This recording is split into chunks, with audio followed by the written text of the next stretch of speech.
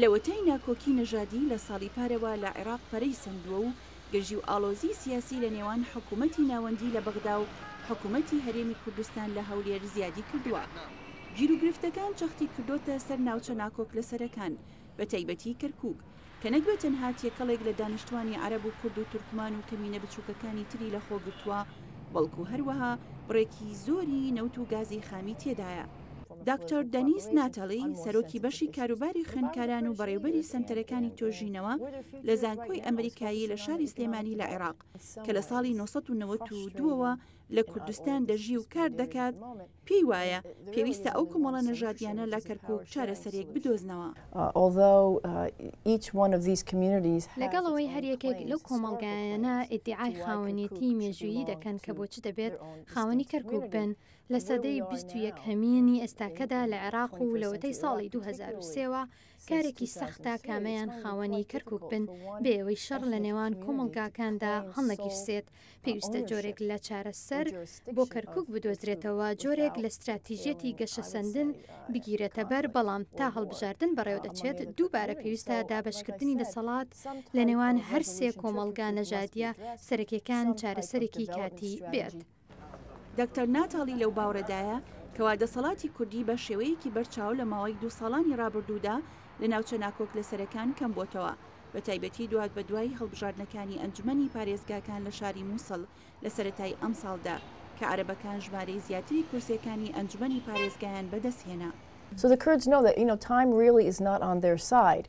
هەر بۆیە کوردەکان دەزانن کات لە بەرژەوەندی ئەوان نییە لەلایەکەوە دەبێت میشت و مڕ بکەن و بگەنە چارەسەرێکی مامناوەندی بۆ پاراستنی دانپێدانانێکی نیشتیمانی و متمانەیی و ڕەوایی بەڵام لەلایەکی ترەوە چەند بربەستی ڕاستەقینە لە بەغدا دروست بووە وەک قانونی نەوت و گاز کە دەوەستێتە سەر ئەوەی تاچڕادەیەک حکوومەتەکە سەقامگیر دەبێت و تاچڕادەیەک کوردەکان نەوتیان گەرەکە و دەیانەوێت ڕاوانەی دەرەوەی بکەن و تاچڕادەیەک خوازیارن بگەنە چارەسەرێکی مامناوەندی سەبارەت بە کەرکووک.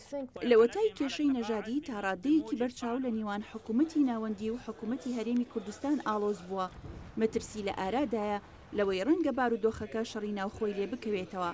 هەرچەندێکە دکتۆر ناتەڵی پێی وانە.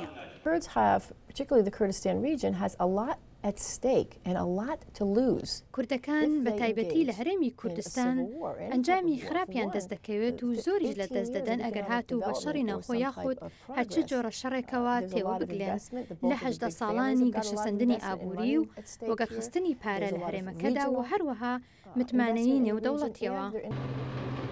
لەمدەمەی وڵاتە یەکگرتووەکانی ئەمریکا دەستی بەکشانەوەی هێزەکان لە عێراق کردووە دکتۆر ناتەڵی پێی وایە دەبێت پابەندبوونی ئەمریکا لە وڵاتەدا بەردەوام بێت. In the sense of facilitating dialogue. واتە بۆ ڕێکخستنی دیالۆگ و هاندانی ڕێبەرانی کورد و ڕێبەرانی عەرەب بەرەو مشتومڕ و دۆزینەوەی چارەسەری مامناوەندی نەک تەنها سەبارەت بە مەسەلەی کەرکووک بەڵکو مەسەلەکانی تری مشتومڕ کراو لەسەری وەکو قانونی نەوت و گاز بودجا و مەسەلەکانی دابەشکردنی دەسەڵات تا ئەو ڕادەیەی کە وڵاتە یەکگرتووەکانی ئەمریکا و نەتەوە یەکگرتووەکان دەتوانن ئەو کۆمەڵگایانە هان بدەن بۆ ڕێکەوتن بەڵام لە کۆتاییدا ئەوەش مەسەلەیەکە دەگەڕێتەوە بۆ کورد و عەرەب و تورکمان خۆیان کە لەسەر مێزی مشت و مڕدا بنیشن و وتوێژ لەسەر دواڕۆژیان بکەن.